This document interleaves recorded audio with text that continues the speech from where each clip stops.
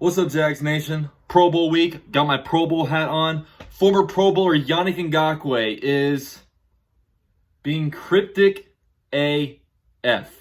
Not going to say F because I don't want the video to be demonetized.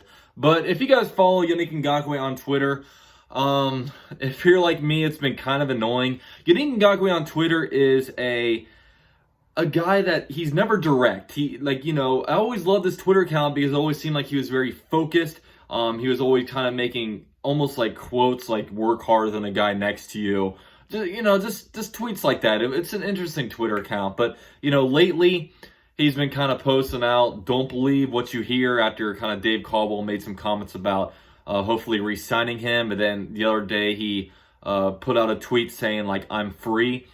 Basically, Yannick Ngakoue held out of training camp last offseason to get a new contract. The Jaguars offered him a contract around $19 million a year. I think it was like a 3 to 4 year deal. The contract details weren't specific, but they did offer him something, and he did turn it down. So he played the remainder of the 2019 season on the last year of his rookie deal.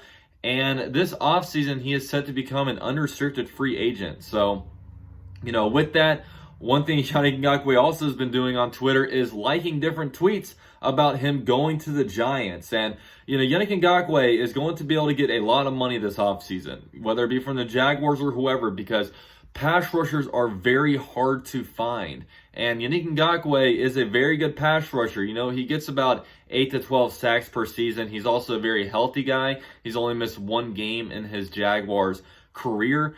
And, the best availability is availability. And, he has that with the Jaguars, during his career. So, when he came into the league, his rookie year, he didn't start the first game and then started the rest of the games, kind of overtaking Dante Fowler Jr. for that spot. But, we're in an interesting situation right now. The Jaguars, man, we have to find a way to re-sign this guy. One thing that the Jaguars do is that we love to pay players a lot of money from other teams. We paid guys like Malik Jackson, Julius Thomas, Andrew Norwell, Nick Foles. The list goes on about players that we've handed loads of cash to, just wads of Benjamins over to, and only for them to come to our team and be playing at the level of a third-round rookie. And when you look at some of the best guys that became free agents in Jaguars, under Dave Caldwell. Dave Caldwell's been the GM from 2013 until now. And, from 2013 to 2016, those are the guys that are going to become, free agents this offseason or have already become free agents. Some of the best guys that we've drafted look like they're going to other teams. I mean, Al Robinson, a second rounder in 2014. Obviously, he didn't sign with the Jaguars. He went on to the Bears and signed a pretty big deal over there. It was actually a really good deal. He's got a 3-year deal, so he's going to become a free agent next year. So he's going to be set for 2 big paydays in his career. However, it was a little interesting with Al Robinson because I just don't think he flat out wanted to play with the Jaguars because he didn't want to play with Blake Bortles.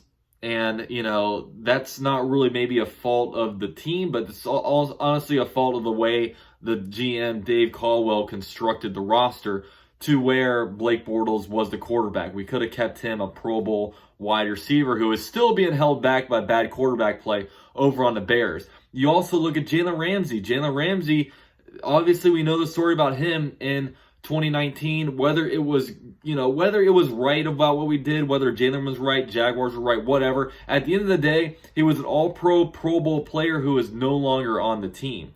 And then now when you look at it, Yannick Ngakoue, he very well might be on his way out. It's looking like he's on his way out. Obviously, the Jaguars can still throw a big deal at him, but it comes to seem like, players don't want to play for the Jaguars. I mean, that's the fact of the matter. And the Jaguars had a chance to sign this guy, but they didn't. And we have the money to sign him. We can sign him to a deal. It's just about whether we want to allocate the money there. Obviously, being able to draft Josh Allen in the first round of last year's draft was huge because the guy's an absolute beast. double-digit sack guy. He's in Orlando for the Pro Bowl right now, and that makes it a little bit easier not to sign him. But at the same time, you can never have too many pass rushers. You look at some of the guys that's in the Super Bowl. You know what I mean? Over for the 49ers, you have D Ford, Nick Bosa. You have DeForest Buckner. You've got guys that can get after the pass rusher. Over for the Chiefs, Frank Clark. You've got just guys all over the place that can get after the pass rusher, and you can never have enough of those on the team. And while Yannick Ngakoue is definitely better in the pass rush area as opposed to the run game, he may be a one-trick pony that the Jaguars perceive him as, but man, find a way to sign the guys that you draft.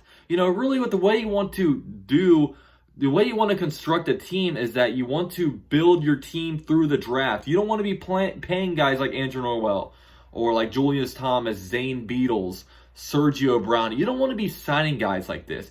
You want to be drafting guys. And then once those guys are up for contract extensions, you want to be able to re-sign the cornerstone guys, the quarterbacks, the left tackles, the wide receiver ones. You want to be able to sign those guys, and then, maybe if you have a strong safety, you can let the strong safety walk and, replace him with another draft pick. And, that's how you got to do this. And Yannick Ngakoue was a treasure that we found at the number 69 overall draft spot in 2016. But, he very well might be out the door. And hard worker, a guy that he wanted to be on the Jaguars. I mean, at least last year he did when he was looking for his contract extension. But it's just stressful, man. I don't want to be this team that just lets their guys walk. And then, you look at who has a lot of money. The Colts have a lot of money. He could be a Colt next year. Screw all that noise. Ravens are wanting him. The Giants are obviously wanting him. There's a lot of suitors for him, and this guy's going to be able to find a home very easily. Jaguars need to do right. They need to pay this guy.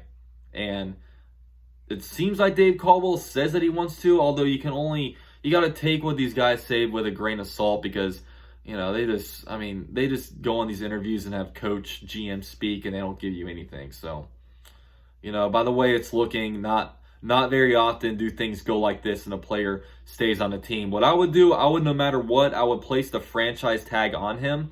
That way we have full control over him. Yannick Ngakoue may not like it, but we can place the franchise tag on him. And instead of letting him walk to another team for free, hell, if you put the franchise tag on him, you could trade him for a 5th round pick. That's being, we could be better than that, but I'm just saying a 5th round pick is better than no pick. So, I don't know. That's what I would do. At the very least, place the franchise tag on him. Next year we can let some money free up, and from the Nick Foles thing and whatever other contracts are grossly expensive, and then we'll be able to re-sign this guy for the long haul. We need cornerstone guys like this. We need guys to stay on our team the whole entire career. You see pass rushers all around the league that stay there. So I don't know. That's all I got. Jaguars, pay the man, give the man the bag. Thank you for watching the video. Drop a like, subscribe to me, and go Jags, baby.